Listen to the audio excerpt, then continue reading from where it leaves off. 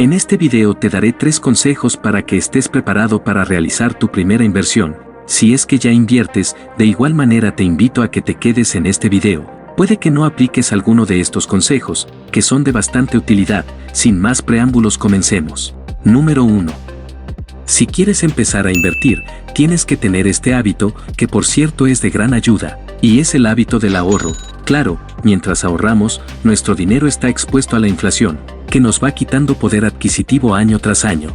Pero, si aún no tienes el hábito de separar un poco de tus ingresos, ya sea quincena tras quincena o mes tras mes, va a ser un poco complicado empezar a invertir, porque la idea de invertir a largo plazo es invertir cada cierto tiempo, de manera recurrente, y para ello debemos aprender a no gastarnos el dinero. Entiendo que para algunas personas puede ser difícil ahorrar, pero puedes empezar desde un 10% de tus ingresos y mes tras mes aumentar un 1%, hasta llegar a un porcentaje óptimo que no afecte tu estilo de vida actual, pero sí te dé la oportunidad de mejorar tu estilo de vida en el futuro. Debido a que al ahorrar ese dinero, lo podemos usar cuando estemos listos para invertir, porque claro, antes de invertir debemos estar muy bien informados de a dónde se irá nuestro dinero, pero hay que darnos prisa, porque la inflación siempre se seguirá comiendo una parte de nuestros ahorros. Por eso no es recomendable dejar nuestro dinero en el banco, porque la tasa de interés que nos ofrecen es nula, o es demasiado baja, que ni notaremos algún tipo de rendimiento. En ese caso te recomiendo bastante los instrumentos de renta fija, que son como una especie de préstamo que nosotros hacemos, ya sea a una empresa, banco, o incluso al gobierno de nuestro país. Y lo genial de este tipo de inversiones es que podemos saber con certeza cuál será nuestro rendimiento, y después de cuánto tiempo lo obtendremos, ya que como su nombre lo dice, la tasa es fija, y el plazo también. Esta es una gran alternativa a simplemente dejar el dinero en el banco, ya que estaremos empezando a ahorrar, y a la vez estaremos recibiendo rendimientos. Número 2.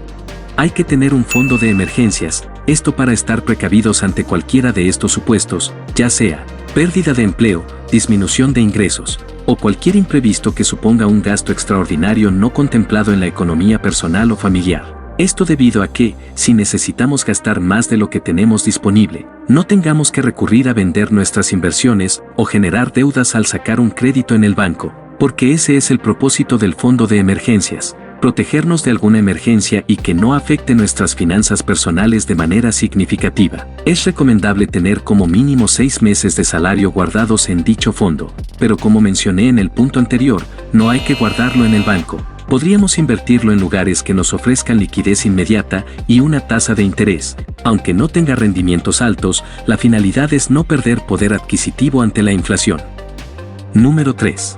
Como último y no menos importante, es no generar deudas. Eso incluye pagar las deudas que ya tengas, porque las deudas es nuestro peor enemigo, ya que va quitándonos capital mes tras mes, que podríamos estar usando para invertir y generar mayores rendimientos. Un consejo que te doy es que no compres nada que no puedas adquirir.